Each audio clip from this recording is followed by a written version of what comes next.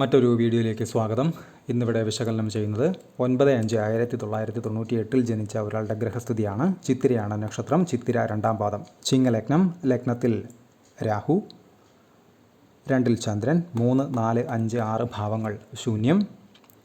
7-ൽ ഗുരു, കേതു, 8-ൽ ബുധൻ, ശുക്രൻ, 9-ൽ സൂര്യൻ, ശനി, കുജൻ, 10-ൽ ഗുളികൻ, 11, 12 ഭാവങ്ങൾ ശൂന്യം. ഇതാണ് ഇദ്ദേഹത്തിൻ്റെ ഗ്രഹസ്ഥിതി. സ്ത്രീ ജാതകമാണിത്. വളരെയധികം പ്രശ്നാധിഷ്ഠിതമായിട്ടുള്ള ഒരു ഗ്രഹനില കൂടിയാണത്. എന്തുകൊണ്ടാണത്? പ്രധാനമായും ആദ്യമേ തന്നെ പറയാം, ലഗ്നത്തിൽ രാഹു ലഗ്നത്തിൽ നിൽക്കുന്നു എന്ന് പറയുമ്പോൾ തന്നെ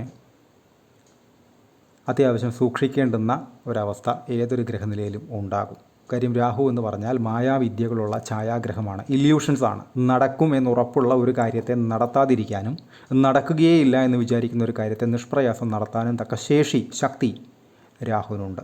അത് ലഗ്നത്തിലൊക്കെ ആകുമ്പം വളരെ കൃത്യമായിട്ട് വരികയും ചെയ്യും. 1. 2.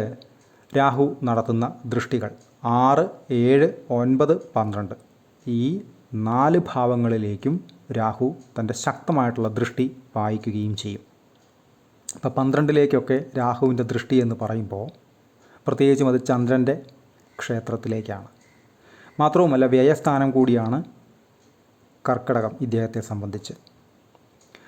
അവിടെ നവാംശത്തിൽ രാഹുവിൻ്റെ സ്ഥാനം കർക്കിടകത്തിൽ തന്നെയാണ്. ഉപരി 12ാമത്തെ ദൃഷ്ടി, രാഹുവിൻ്റെ ദൃഷ്ടി ലഗ്നത്തിൽ നിന്നുകൊണ്ട് വരുമ്പോൾ ചെലവുകളെ അനിയന്ത്രിതമായിട്ട് കൂട്ടും. എന്ന് വെച്ചാൽ എവിടെയാണോ ഒരല്പം പണം സേവ് ചെയ്യാനായിട്ട് ശ്രമിക്കുന്നത് അതിനെ മൊത്തത്തിൽ അടിച്ച് തെറിപ്പിച്ച് കളയുന്ന എന്തെങ്കിലുമൊക്കെ സാഹചര്യങ്ങൾ, സന്ദർഭങ്ങൾ അറിഞ്ഞോ അറിയാതെയോ മുന്നിൽ വന്ന് ചാടും. അതിനനുസരിച്ച് ധനം വിനിയോഗിക്കേണ്ടതായിട്ടും വരാം. 1. 2. ലഗ്നാൽ 7-ൽ വിവാഹസ്ഥാനത്ത് വ്യാഴം, കേതു, രാഹുവിൻ്റെ സ്വാഭാവികമായിട്ടുള്ള 7ാമത്തെ ദൃഷ്ടി. ശ്രദ്ധിക്കണം, വളരെയധികം ശ്രദ്ധിക്കണം. പ്രത്യേകിച്ചും വ്യാഴം നിൽക്കുന്ന ഇടത്തേക്ക് രാഹുവിൻ്റെ ദൃഷ്ടി വരുന്നത് ഒട്ടും ആശാസ്യമല്ല.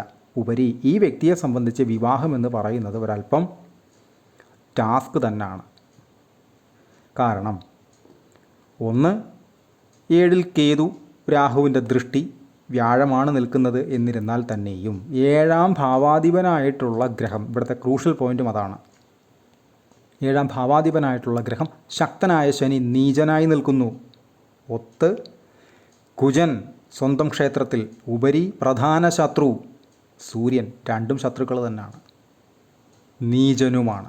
അവിടേക്ക് ഗുളികൻ്റെ ദൃഷ്ടി വന്നു. അതിലേക്ക് രാഹുവിൻ്റെ 9ാമത്തെ ദൃഷ്ടിയും വന്നു. ഇത്രയും ടഫായിട്ടുള്ള വിവാഹസ്ഥാനമുള്ള ഒരു ഗ്രഹനില ഞാൻ അടുത്ത കാലത്തെങ്ങും പരിശോധിക്കുകയേ ചെയ്തിട്ടില്ല.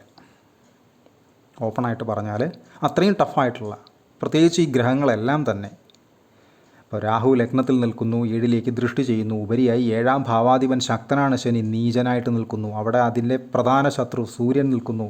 അതിനേക്കാൾ ശക്തനായി കുജൻ നിൽക്കുന്നു സ്വന്തം ക്ഷേത്രത്തിൽ. അവിടേക്ക് ടോക്സിക്കായിട്ടുള്ള കാര്യങ്ങളെ മാത്രം പ്രദാനം ചെയ്യുന്ന ഗുളികൻ്റെ 12ാമത്തെ ദൃഷ്ടി വരുന്നു. അവിടേക്ക് രാഹുവിൻ്റെ 9ാമത്തെ ദൃഷ്ടിയും വരുന്നു. ഉപരി ഏതൊരു ഗ്രഹനിലയിലെയും വിവാഹകാരക ഗ്രഹമായിട്ടുള്ള ശുക്രൻ തൻ്റെ ഉറ്റ സുഹൃത്തായ ബുധൻ, നീചനായ ബുധനോടൊത്ത് നിൽക്കുന്നു. അതും നല്ലതല്ല. അത് നവാംശത്തിലും ബുധൻ്റെ സ്ഥാനം അവിടെ തന്നെയാണ്. അപ്പോൾ പൊതുവേ ഇത്തരക്കാർ വിവാഹം കഴിച്ചു കഴിഞ്ഞാൽ അത് ബുദ്ധിമുട്ടിൽ അവസാനിക്കാനുള്ള സാധ്യത വളരെ വളരെ കൂടുതലാണ്. തർക്കങ്ങൾ, അഭിപ്രായ വ്യത്യാസങ്ങൾ, ഭിന്നതകൾ, ഏറിയ പക്ഷം അക്രമവും നേരിടേണ്ടി വരാം. ഒരു മനസമാധാനവും വിവാഹ സംബന്ധമായിട്ട് കിട്ടാൻ ബുദ്ധിമുട്ട്, ക്ഷാമം നേരിടുന്ന ഒരു പാറ്റേണിലാണ് ഈ ഗ്രഹനില നിർഭാഗ്യവശാൽ വരുന്നത്. അപ്പോൾ അത് വളരെയധികം ശ്രദ്ധിക്കേണ്ടതാണ്. ഇതിനെല്ലാം ഓവർകം ചെയ്യാനുള്ള ഏകമാർഗം എന്ന് പറയുന്നത് ലഗ്നാൽ 7-ലെ വ്യാഴമാണ്. വ്യാഴദശ നടക്കുകയും ചെയ്യുന്നു. ഇതാണ് ഇവിടുത്തെ ഒരു ആശ്വാസ പോയിൻ്റ് എന്ന് പറയുന്നത്. ബാക്കിയെല്ലാം നെഗറ്റീവാണ്. 7ാം ഭാവാധിപൻ ശനി നീചനായി നിന്നാൽ തന്നെ വളരെ മോശമാണ്. അതിലേക്ക് ഗുളികൻ്റെ ദൃഷ്ടി വന്നാൽ തന്നെ അതിലേറെ മോശമാണ്. അപ്പോൾ അഗ്നിമാരുത യോഗത്തിലാണ് ഈ കുട്ടിയുടെ ശനി കുജൻ 7ാം ഭാവാധിപൻ നിൽക്കുന്നത്. കുജനും ശനിയും ഒരേ സമയം ഒരേ രാശിയിൽ നിന്ന് കഴിഞ്ഞാൽ ദാറ്റ്സ് കോൾഡ് അഗ്നിമാരുത യോഗം. എന്ന് വച്ചാൽ തീയിട്ടിട്ട് കാറ്റടിച്ചാൽ എന്ത് സംഭവിക്കും? ആളി കത്തും.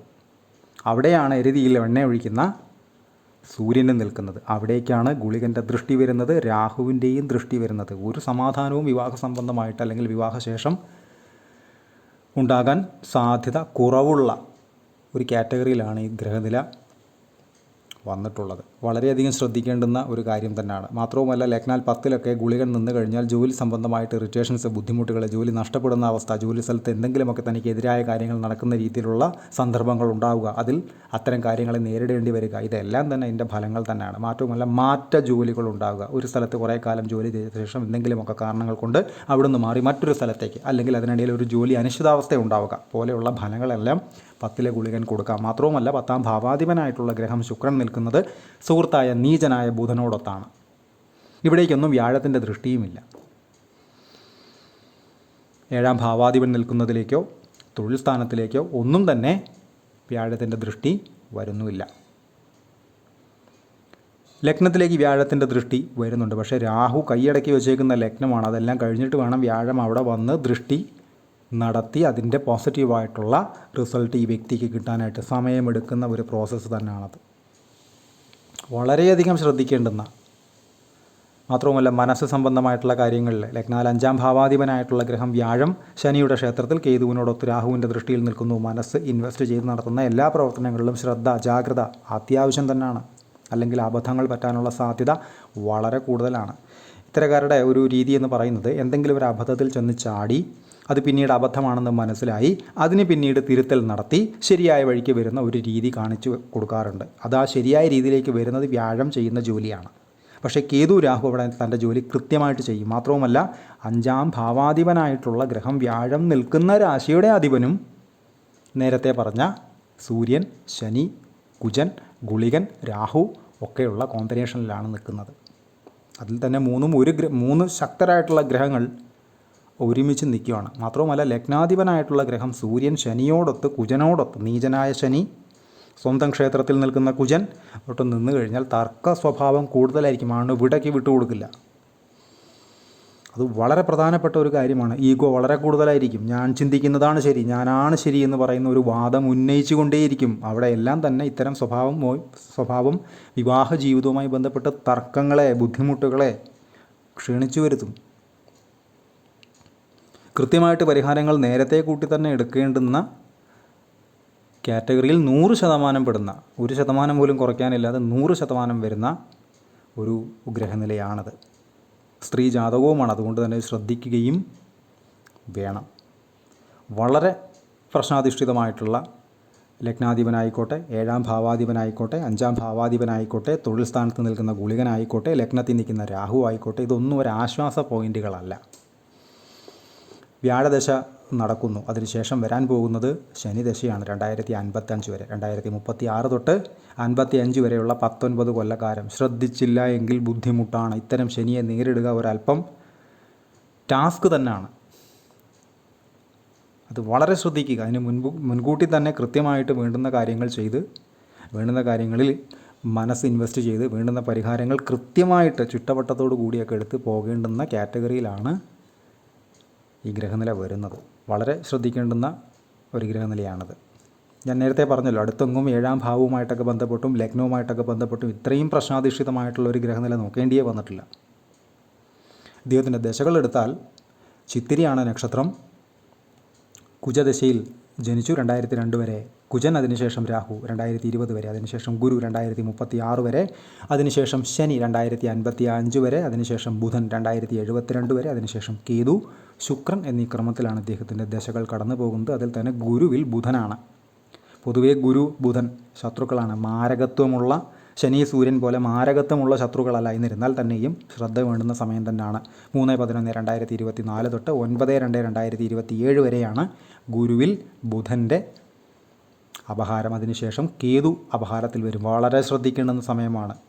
വളരെയധികം ശ്രദ്ധിക്കേണ്ടുന്ന ഒരു സമയമാണ് ഗുരുവിൽ കേതു എന്ന് പറയുന്നത്. പൊതുവേ ഇത്തരം ഗ്രഹനിലകളിൽ എല്ലാ ദശകളും എല്ലാ അപഹാരങ്ങളും വളരെ ശ്രദ്ധിച്ചും സൂക്ഷിച്ചും ജാഗ്രതയോടെയും ഒക്കെ പോയാൽ മാത്രമേ പിടിച്ചു നിൽക്കാൻ പറ്റുകയുള്ളൂ. അതാണ് ഇത്തരം ഗ്രഹനിലകളുടെ ഒരു പ്രധാന നെഗറ്റീവ് എന്ന് പറയുന്നത്. കൺസൾട്ടേഷൻ ആവശ്യമുള്ള ആളുകൾക്ക് ഈ നമ്പറിൽ കോൺടാക്റ്റ് ചെയ്യാവുന്നതാണ്. കോൺടാക്റ്റ് ഡീറ്റെയിൽസ് ഡിസ്ക്രിപ്ഷനിൽ കൊടുത്തിട്ടുണ്ട്. ഇത്തരം വീഡിയോസ് ഇനിയും തുടരും. നന്ദി.